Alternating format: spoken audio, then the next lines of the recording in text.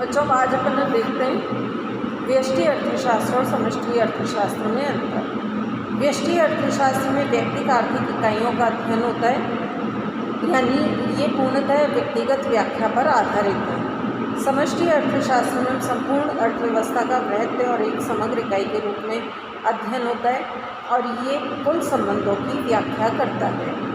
व्यष्टि अर्थशास्त्र में वस्तुओं और सेवाओं की कीमत में निर्धारण और विभिन्न उपयोगों में आवंटन का विश्लेषण होता है। ये कीमत विश्लेषण से संबंधित है, जबकि समष्टि अर्थशास्त्र में आर्थिक सिद्धांतों का लक्ष्य राष्ट्रीय आय के स्तर और साधनों के समग्र उपयोग को निर्धारित करने का अध्ययन होता है। ये आय विश्लेषण से संबंधित है। व्यष्टि अर्थशास्त्र का क्षेत्र सीमांत विश्लेषण पर आधारित नियमों तक सीमित है, जबकि समष्टि अर्थशास्त्र का क्षेत्र राष्ट्रीय आय, संपूर्ण रोजगार, राजस्व, मुद्रा, बैंकिंग आदि संपूर्ण अर्थव्यवस्थाओं से संबंधित समस्याओं के विश्लेषण से जुड़ा हुआ है। व्यष्टि अर्थशास्त्र का महत्व आजकल अपेक्षाकृत कम है, जबकि समष्टि अर्थशास्त्र का महत्व दिनों दिन बढ़ता जा रहा है। व्यष्टि अर्थशास्त्र में व्यक्ति कीमतें, व्यक्ति को भोग, उत्पादन आदि की ओर संकेत करता है, जबकि समष्टि अर्थशास्त्र संपूर्ण अर्थव्यवस्था के सामान्य मूल्य, कुल उपभोग, कुल उत्पादन और राष्ट्रीय आय स्तर को का संकेत करता है। व्यष्टि अर्थशास्त्र में व्यक्तिगत फर्मों, उद्योगों और उत्पादन इकाइयों में उतार चढ़ाव की व्याख्या की जाती है, जबकि समष्टि अर्थशास्त्र में संपूर्ण अर्थव्यवस्था के उतार चढ़ावों, आर्थिक मंदी, अवसाद या आर्थिक तेजी की व्याख्या की जाती है। व्यष्टि अर्थशास्त्र व्यक्तिगत समस्याओं का समाधान और नीतियाँ प्रस्तुत करता है, जबकि समष्टि अर्थशास्त्र राष्ट्रीय या संपूर्ण अर्थव्यवस्था की समस्या का समाधान और उचित नीतियाँ उपलब्ध कराता है।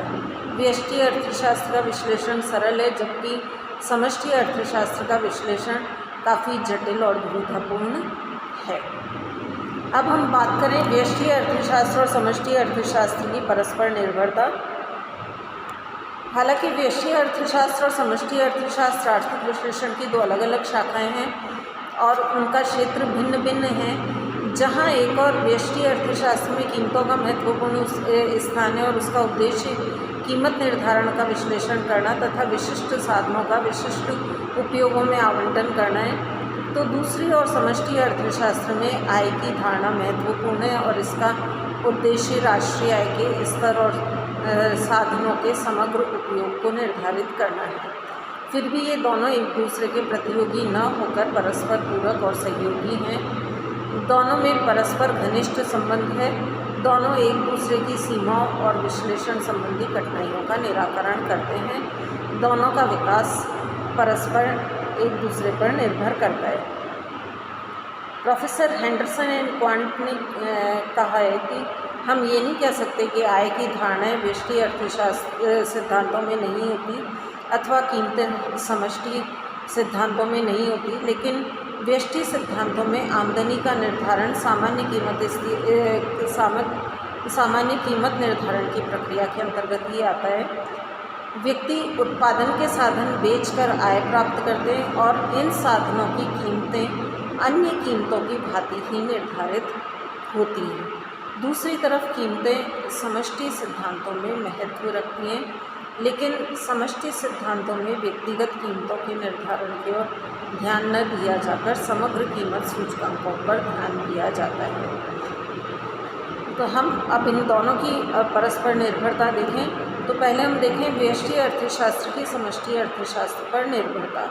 तो ये निर्भरता कुछ उदाहरणों से स्पष्ट होती है, जिसमें पहला है व्यक्तिगत फर्म या उद्योग को अपनी उत्पत्ति के साधनों, श्रम, कच्चा माल, मशीनों आदि के लिए जो कीमतें देनी पड़ती है, उन कीमतों या प्रतिफलों का निर्धारण साधनों की उनकी स्वयं की मांग पर निर्भर न होकर इन साधनों की समस्त अर्थव्यवस्था की कुल मांग से प्रभावित होता है।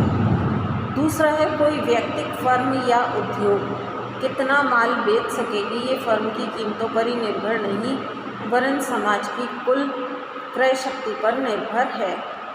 तीसरा, किसी एक वस्तु का मूल्य निर्धारण पूर्णतः उस विशिष्ट वस्तु की मांग और पूर्ति पर ही निर्भर न होकर अन्य वस्तुओं की कीमतों तथा मूल्य स्तरों पर भी निर्भर करता है। चौथा, एक व्यक्तिगत फर्म या उद्योग को अपने उत्पादन की मात्रा निर्धारित करते समय समाज की मांग, आय, रोजगार आदि पर ध्यान देना पड़ता है, जो समष्टि अर्थशास्त्र के विषय हैं। अब हम बात करें समष्टि अर्थशास्त्र की व्यष्टि अर्थशास्त्र पर निर्भरता।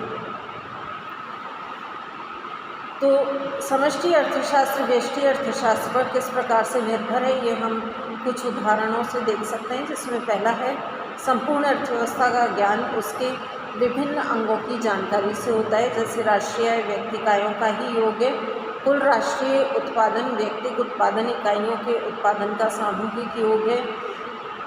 दूसरा, संपूर्ण अर्थव्यवस्था के आर्थिक नियोजन में व्यक्तिगत फर्में, उद्योग, परिवारों या समूहों के नियोजन की आवश्यकता पड़ती है। आय की वृद्धि से सब वस्तुओं की मांग बढ़ जाने पर भी व्यक्तिगत उद्योगों के उत्पादन में समानुपातिक वृद्धि आवश्यक नहीं है, क्योंकि जिन उद्योगों में सीमांत उत्पत्ति ह्रास नियम लागू होता है, उत्पादन लागत बढ़ती है, जबकि सीमांत उत्पादन वृद्धि नियम लागू होने वाले उद्योगों में उत्पादन वृद्धि आसान होती है। तो इन उदाहरणों से दोनों शाखाओं की परस्पर निर्भरता स्पष्ट होती है। और इसके लिए प्रोफेसर सैमुअल्सन ने लिखा कि वास्तव में व्यष्टि अर्थशास्त्र और समष्टि अर्थशास्त्र में कोई विरोध नहीं है, दोनों अत्यंत आवश्यक हैं। यदि आप एक को समझते हैं और दूसरे से अनभिज्ञ हैं तो आप केवल अर्धशिक्षित हैं। यदि एक की उपेक्षा कर दूसरे का अनुसरण किया तो व्याख्या और निष्कर्ष न केवल भ्रामक और गलत हो सकते हैं, बल्कि उनके आधार पर अनुचित और विनाशकारी नीति का निर्माण भयावह होगा। यद्यपि दोनों शाखाएं एक दूसरे की पूरक है, फिर भी दोनों के मूलभूत अंतर को भुलाया नहीं जा सकता। व्यष्टि अर्थशास्त्र का उपयोग वस्तुओं और साधनों की कीमतें निर्धारित करने तथा साधनों के विभिन्न उपयोगों में आवंटन के लिए करना चाहिए, जबकि समष्टि अर्थशास्त्र का उपयोग संपूर्ण अर्थव्यवस्था के कार्यकारण की जानकारी के लिए आवश्यक है। इस संबंध में एक्ले का कथन उल्लेखनीय है कि दोनों के बीच कोई सुनिश्चित रेखा नहीं खींची जा सकती, लेकिन सार्थक परिणामों पर पहुंचने के लिए समष्टि मूलक समस्याओं का हल समष्टि मूलक उपकरणों से और व्यष्टि मूलक समस्याओं का हल व्यष्टि मूलक उपकरणों से ही निकालना चाहिए।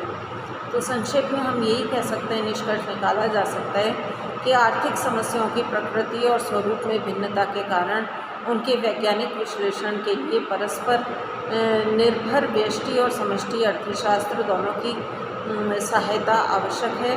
दोनों पूर्णतः भिन्न या स्वतंत्र न होकर एक ही लक्ष्य की प्राप्ति के दो पहलू हैं और एक दूसरे की परस्पर सहयोगी और पूरक विधियाँ हैं।